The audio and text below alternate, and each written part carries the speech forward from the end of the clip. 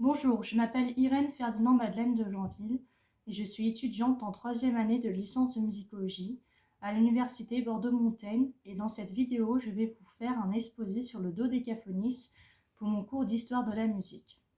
On va dans cette vidéo expliquer ce que c'est que le dodécaphonisme en trois parties, avec la première partie qui sera qu'est-ce que le dodécaphonisme, la deuxième partie qui sera une œuvre dodécaphonique analysée, et la troisième partie et dernière partie qui sera la conclusion et l'ouverture. Nous allons donc commencer par la première partie qui est qu'est-ce que le dodécaphonisme. Dans cette première partie, nous avons la première sous-partie qui est l'introduction au dodécaphonisme. Cette introduction sur le dodécaphonisme va permettre de comprendre les origines du dodécaphonisme et qui l'a créé. La musique tonale est la musique qui nous semble juste à entendre à l'oreille et par conséquent, le système tonal que l'on connaît s'en sort au XVIIe siècle par le célèbre compositeur Jean-Sébastien Bach. Toute la musique occidentale que nous entendons aujourd'hui, que ce soit pour la musique classique, la musique pop ou rock, vient de la musique et du système tonal. Au XXe siècle, dans le monde musical, on estime que le système tonal a atteint ses limites et les compositeurs de ce siècle vont donc chercher à le dépasser. En effet, avec la seconde école de Vienne et les compositeurs Schoenberg, Berg et Webern, ces compositeurs vont remettre en cause le système tonal en donnant la même importance à chacune des notes chromatiques de la gamme chromatique. On entre donc dans la musique dite atonale, qui enlève l'importance de la tonalité, les gammes, les degrés, les toniques et dominantes n'existent plus et chaque note est donc indépendante. C'est donc par cette musique atonale que Schoenberg va inventer une nouvelle technique d'écriture que l'on appelle le dodécaphonisme, du grec dodéka, qui veut dire 12, pour les 12 degrés de la gamme chromatique. Dans une deuxième sous-partie de la première partie, nous allons voir la définition du dodécaphonisme. Le dodécaphonisme est un mode inventé par le compositeur autrichien Arnold Schoenberg, né en 1874 et mort en 1951. Cette technique donne une importance comparable aux 12 notes de la gamme chromatique et évite ainsi l'utilisation de la tonalité et est donc pour de la musique atonale, qui est un système musical qui n'obéit à aucune tonalité. Le dodécaphonisme repose principalement sur l'utilisation d'une série dodécaphonique. La série dodécaphonique est une suite de notes de musique respectant les règles suivantes. La série dodécaphonique repose sur les 12 sons de l'échelle chromatique qui ont tous la même importance. Chaque son de la série ne doit apparaître qu'une et unique fois durant toute la série dodécaphonique. Après que la série eut été exposée, il est possible d'exposer des variations dont les plus courantes sont la série rétrograde, le renversement et le rétrograde du renversement. Nous allons donc maintenant nous intéresser à un exemple d'une série dodécaphonique. Comme vous pouvez le voir dans l'exemple ci-dessous, on remarque que chacun des 12 sons de l'échelle chromatique est employé une seule et unique fois sans qu'aucun ne soit répété. Je vais maintenant vous montrer les variations possibles de cette série dodécaphonique. La série rétrograde. Pour obtenir la série rétrograde, il suffit de prendre chacun des 12 sons de la série principale dodécaphonique, mais en les lisant les notes de droite à gauche, ce qui donne la série renversée. Pour obtenir la série renversée, il suffit d'inverser le sens de chaque intervalle mélodique en conservant le nombre de demi-tons de chaque intervalle pour la série dodécaphonique. Par exemple, un intervalle de 2 tons et un demi-ton ascendant pour la série dodécaphonique donnera un intervalle de 2 tons et un demi-ton descendant pour la série renversée. La série rétrograde du renversement. Pour obtenir la série rétrograde du renversement, il suffit de renverser la série rétrograde en lisant les notes de la série renversée, mais de droite à gauche. Dans une dernière sous-partie de la première partie, nous allons voir les compositeurs et les œuvres qui ont utilisé le dodécaphonisme. Les compositeurs utilisant le dodécaphonisme dans ses musiques sont essentiellement Alban Berg, Arnold Schoenberg, Anton Webern, John Cage, Carlos Chavez, Karel Stockhausen et Igor Stravinsky. Parmi les compositeurs les plus importants appartenant à la musique dodécaphonique, on peut citer certaines de leurs œuvres avec le concerto de chambre créé en 1925 et la suite lyrique créée en 1926 par Dalman Berg, les 5 pièces pour piano opus 23 créées en 1923 d'Arnold Schoenberg, la symphonie opus 21 créée en 1928 d'Anton Webern et Trélie créée en 1958 d'Igor Stravinsky. Nous allons maintenant passer à la deuxième partie où on va utiliser une œuvre dodécaphonique pour l'analyser. Pour la partition à analyser, j'ai décidé de choisir le quintet avant opus 26 d'Arnold Schoenberg. Le quintet avant opus 26 est une œuvre dodécaphonique du compositeur autrichien Arnold Schoenberg. Elle fut écrite entre avril 1923 et juillet 1924. Son quintet avant opus 26 d'Arnold Schoenberg a comme instrument une flûte traversière en hautbois, une clarinette, un corps d'harmonie et un basson. Cette œuvre musicale est importante parce qu'elle est l'une des premières partitions adoptées complètement au dodécaphonisme. Ce quintet avant, opus 26 d'Arnold Schoenberg, a été repris par le chef d'orchestre Félix Gressel, gendre du compositeur et dédicataire de l'œuvre le 13 septembre 1924, qui a fait un arrangement de ce quintet pour piano et violon en 1926. À la page 4 de la pièce du quintet avant opus 26 d'Arnold Schoenberg, nous trouvons la série dodécaphonique de la mesure 1 à 7 pour la flûte traversière avec les notes mi bémol, sol bécard, la bécard, si bécard, do dièse, do bécard, si bémol, ré bécard, mi bécard, fa dièse, la bémol et fa bécard. Cette série donne sur partition les notes et la mélodie suivante. Pour la série dodécaphonique, nous avons bien vérifié que c'est une série dodécaphonique car nous avons bien les 12 notes chromatiques à la suite d'une gamme chromatique répétée une seule et unique fois. À la page 11 de la mesure 95 à 97, nous trouvons la série rétrograde de la série dodécaphonique au hautbois avec les notes fa bécard, la bémol, fa dièse, mi bécard, ré bécard et si bémol. Puis la suite de la série rétrograde à la clarinette avec les 6 autres notes de la série qui sont do bécard, do dièse, si bécard, la bécard, sol bécard et mi bémol. C'est bien la série rétrograde car on retrouve la série dodécaphonique de départ et en lisant les notes de droite à gauche.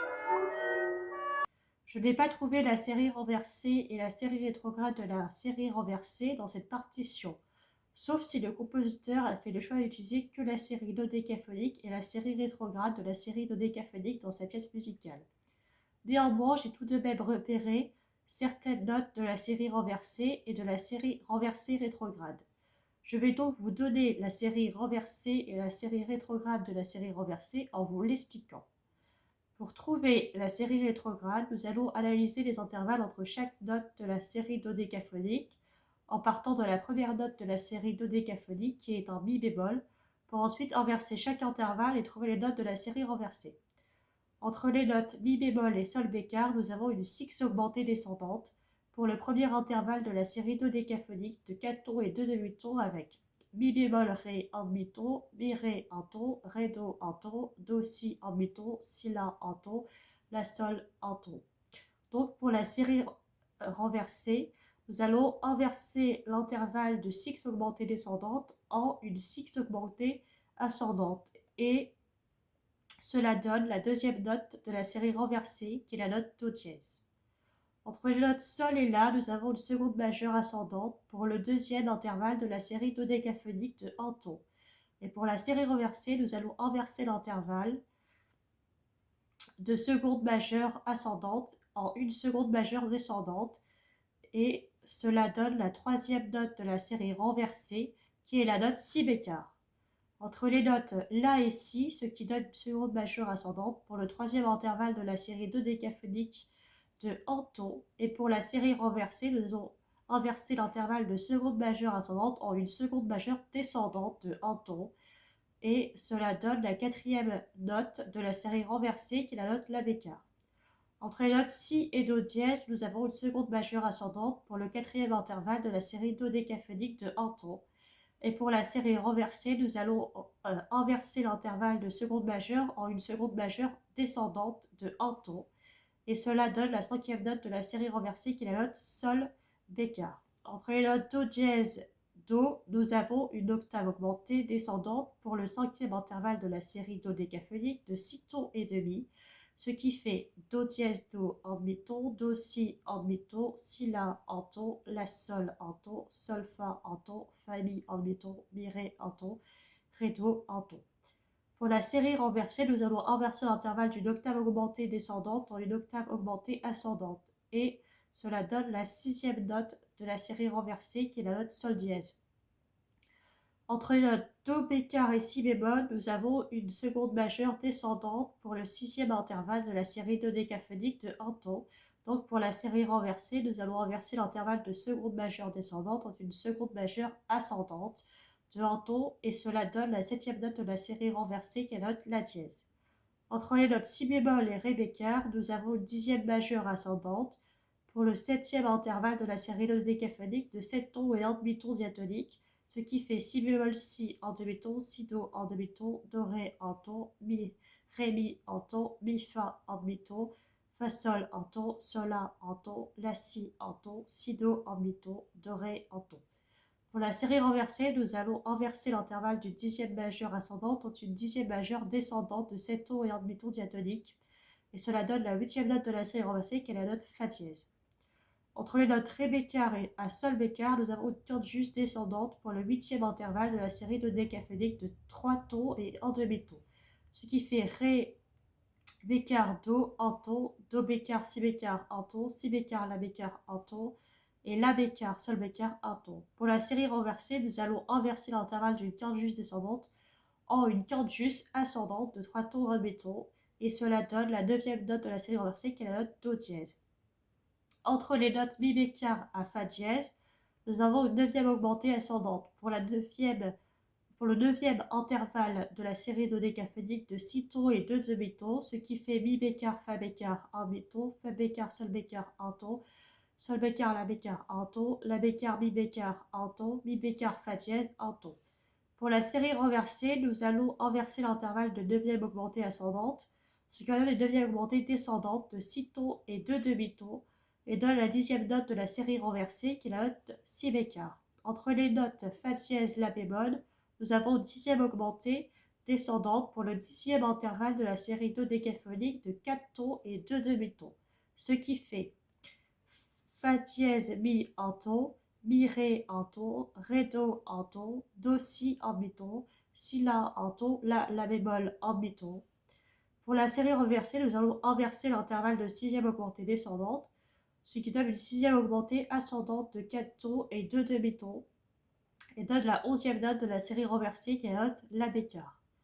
Entre les notes la bémol et fa bécard, nous avons une dixième descendante pour le onzième intervalle de la série dodécaphonique de 7 tons et 3 demi-tons, ce qui fait la bémol la en demi-ton, la sol en ton, sol fa en ton, fa mi en demi-ton, mi ré en ton, ré do en ton, do si en demi-ton, si la en ton, la sol en ton et sol fa en ton.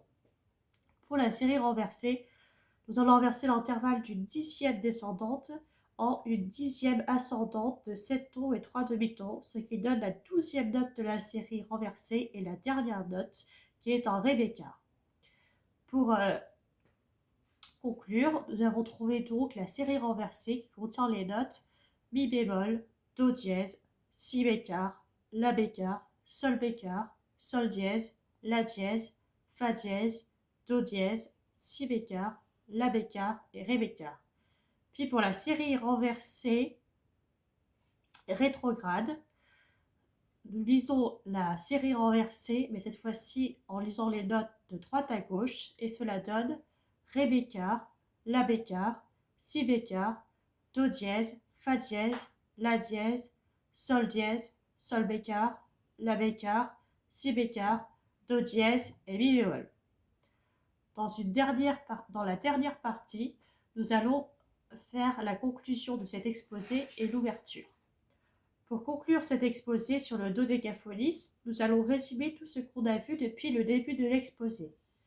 D'abord, nous avons fait une introduction sur le dodécaphonisme en expliquant ses origines, par qui il avait été créé et dans quel objectif. Ensuite, nous avons défini ce qu'est le dodécaphonisme en définissant et expliquant chacune des séries avec la série dodécaphonique, la série rétrograde de la série dodécaphonique, la série renversée et la série rétrograde renversée. Pour finir, nous avons trouvé les 4 séries du dodécaphonisme avec la série dodécaphonique, la série rétrograde de la série dodécaphonique, la série renversée et la série rétrograde de la série renversée, en utilisant l'exemple du quintet avant, opus 26 d'Arnold Schoenberg. Cette œuvre est importante parce qu'elle est l'une des premières partitions à adopter complètement le dodécaphonisme. Après avoir compris la technique musicale du dodécaphonisme, nous allons voir ce qui suit le dodécaphonisme, qui est le sérialisme. Le sérialisme est une technique de composition musicale qui peut être considérée comme une extension au dodécaphonisme, en utilisant les séries dodécaphoniques pour en faire d'autres séries.